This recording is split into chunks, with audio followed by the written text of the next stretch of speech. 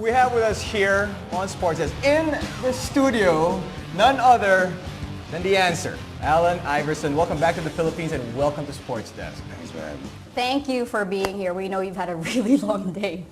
Let's start off. This is you've been here before, but now you're coming back. You're putting together a clinic. You're putting together an event that's going to be a fundraising event. Also, why does it mean so much to you to try and give back and help out? First of all, you got to give Cheryl all the credit for bringing me back and taking care of me the way she has. It means something because you're just giving back. I mean, that's the biggest reason. And then you just feel like when you get a chance to help somebody, why not? Mm-hmm. You know what I mean? I've been helped by many people along the way, and if it wasn't for a lot of people in my life, I wouldn't have been able to accomplish the things that I've accomplished in life. So why not give back? What made you decide to do this in the Philippines? Cheryl.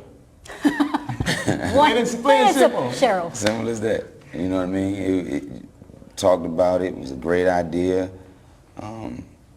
Everything about it sound good, and fortunately, she and my management made it happen. Now, looking at what's going to be taking place while you're here, you have the clinic going on, you have the all-in basketball charity event that's going to be happening as well. What are you looking forward to the most in terms of, as far as the basketball action that you're going to see? And you're going to coach? Are you going to play a little bit? Nah, I'm too old to be playing. I'm just going to coach. I'm looking forward. I know the guys that's participating in the game. Yeah. So the biggest part of how I feel is knowing that the fans are going to enjoy it. Yeah. You know what I mean? Yeah. Even without me participating in it, as far as playing in the game, they're gonna get a show, and that's the most important thing. You bring in entertainers and people that'll put on a show to whereas the fans will cherish it and remember it, hopefully, for the rest of their lives. Considering that you will be coaching in this clinic and you'll be teaching kids as well as some of our professional basketball players a few moves, when we talk about Allen Iverson, of course, it's automatic, the crossover. Right. As someone who learned to do this along the way and gave it swag, as we were talking about earlier in last night's episode, what can you teach these guys in terms of the way that Allen Iverson plays? I think the whole concept of me and my DNA is playing every game like it's your last. Yeah. And trying to play the right way. I had to learn how to play the right way. Larry Brown taught me how to play the right way. You know, in the beginning, I was just going off of just raw talent and just playing the game, but didn't know how to really play the game. And I mean, it was basically like my high school coach taught me how to play the high school game. My college coach taught me how to play the college game, and then my NBA coach taught me how to play the NBA game. And it's more like, you know, as time went by, I felt like I didn't really have to rely on my athletic ability so much if I could outthink the guy that I was playing against, and or the team that I was playing against. And once I learned that, it made the game so much easier for me. That's also one thing that I wanted to ask you about, because you were always the athletic guy. You played football, you played basketball, you won awards for both sports, you were drafted, like coaches were going after you, and your game evolved. You started out as this young guy who was, well, crossing over Michael Jordan, breaking his ankles, to the point guard slash shooting guard who was rebounding, dunking over guys. I don't know about point guard. shooting guard, Shooting guard. who was rebounding and dunking all over all these people. And everyone talked about how you were about like what, 6'1"-ish? 6'1"? 6'1"? Y'all gonna give me that? I'll Okay. take it. Okay. If that's what you gonna give me, I'll take it. But you didn't I don't play think so, like, but I'll take it. but you didn't play like you were 6'1". That's for you. How important is that legacy that you left behind? That when people see you, they know that you're the small guy, but you're the guy with the biggest heart out on the floor. It's basically like, I would say, just the competitive nature and just wanting to win so bad, and not even for myself, you know, for basically for the guys that I played with. You know what I mean? I wanted to be the guy that they loved going to war with every night, because they knew I was gonna bring it every single night, hurt, sick, anything. You know what I mean? They knew that when they was in that foxhole with me, they can look to the left, look to the right, and I'll be on one of those sides. And that's what meant everything to me, playing the game. You know what I mean? I love my fans and love to put on a show for my fans night in and night out, but it meant so much to me to be there for my teammates. Looking at your career and as far as everything that you've accomplished, all the things that you've done, what's one of the things that stands out the most? Just being drafted. Yeah. You know, being where I'm from, especially being from the neighborhood that I'm from, and, you know, people telling me there's no way you could be from Newport News and make it to the NBA. You know what I mean?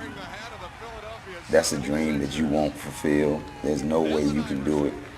And then to be able to actually do it, not even the fact that of being picked number one, you know, just to be picked, period. And then all the other things that I did in my career was just extras to me. You know what I mean? Like, they was just, like, all I wanted was basically a chance. And then once I get a chance, then I'm gonna do what I know I can do.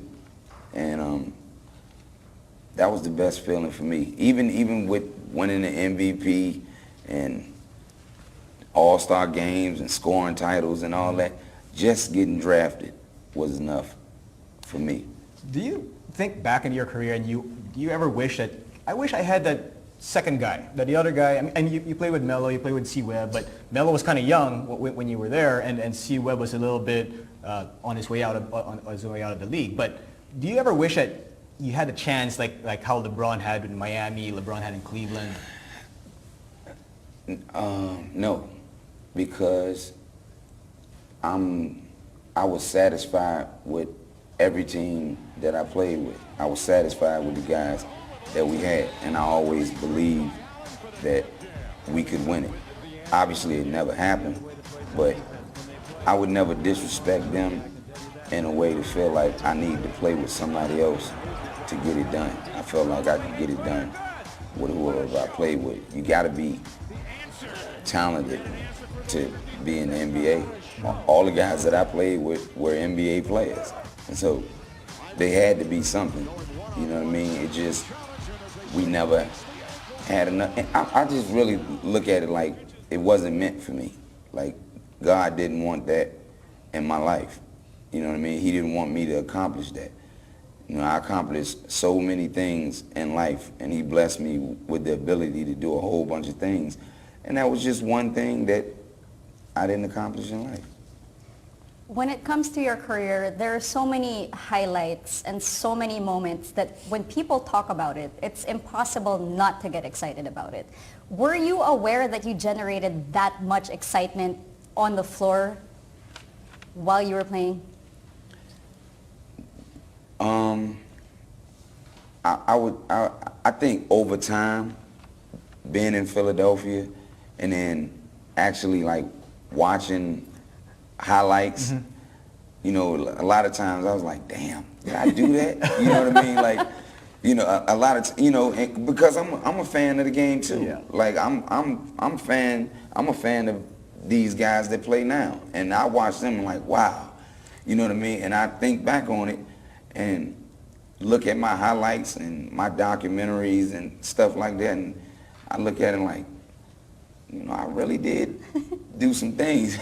Some things. You know? Some things. I like how you downplay this. Some things, huh? But- Yeah, but I mean, to me, you know, besides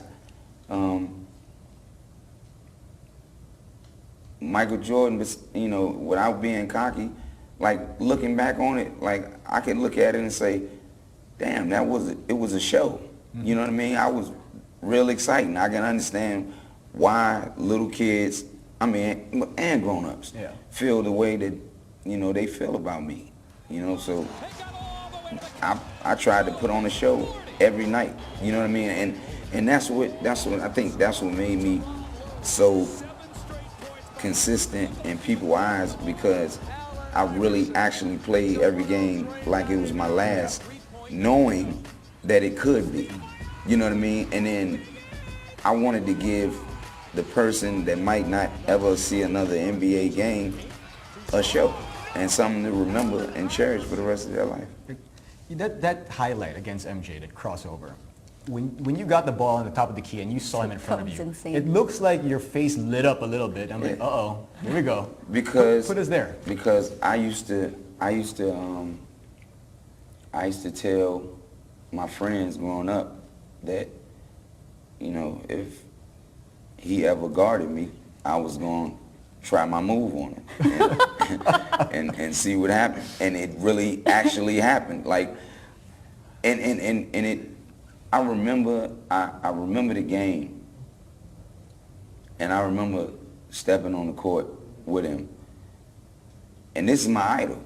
Mm-hmm. You know what I mean? And he didn't look real to me. Like, I really saw his aura. Yeah. You know what I mean? Like, I'm looking at him, I'm like, damn, you know, those are the real Jordans. You know what I mean? Those are real. You know, he got them on. You know what I mean? I'm looking at his shorts and I'm looking at everything, his uniform, and I'm like, damn, that's really him.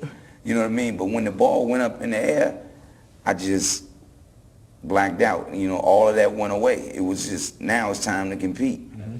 And I remember getting the ball, and I heard Phil Jackson say Michael, and he was basically telling him to switch, because I think it was a pick and roll or something like that. And once he got on me, I'm like, my idol's guarding me. You know what I mean? So I told all my friends and my family that once he got on me, I was going to try my move. And I tried it. And fortunately, it's legendary. Yeah, It's pretty historic, actually. But it's not just that moment. Again, you have so many highlights that bring out your attitude, just your love for the game and how passionate you are, like stepping over Tyrone Lue or breaking Daniel's ankles. I'm sorry, that was hilarious. He just fell. And every time we see you play, you're right, you do show us, and I'm glad that you brought it up, because it's something that we actually witnessed, and it's something that you've backed up, that you play every game like it's your last. And, well, what else can we say, though? Yeah. I mean, it's actually the way you're feeling about, the way you felt about Michael. It's like us sitting here across you. That's like, incredible. it's No, really No, and I always tell him, like, okay, I have a list of NBA players that I feel deserve a ring, and you're actually on it along with Steve Nash. Well, speaking of which, the 96 draft class, I know we're going to have to wrap up really quick, but the 96 draft class, to you, is that probably the best draft class? Because it's pretty deep. Probably. Thank you. Thank you. I'm serious. It's not, but it's not even debatable. Like, I don't even know why people even try to debate on something like that. Like, okay, well, we understand that LeBron and Dwayne and Melo was in the same draft. Yeah. Okay, we understand that. But then, and those are 3 Hall of Famers. But when you look at our class, what do we have? Damn near 10? You know what I mean? Like, you can't even compare it. I understand why you try to do it, but because it's good for conversation. But, I mean, are you serious? Thank you. Know what I mean? Like, I argue with that with everybody. I said, no, 96 the best, and nobody believes me, but thank you very much. Straight from the #1 pick, right there. that's right. Thank you so much for joining us tonight. Thank y'all for having me.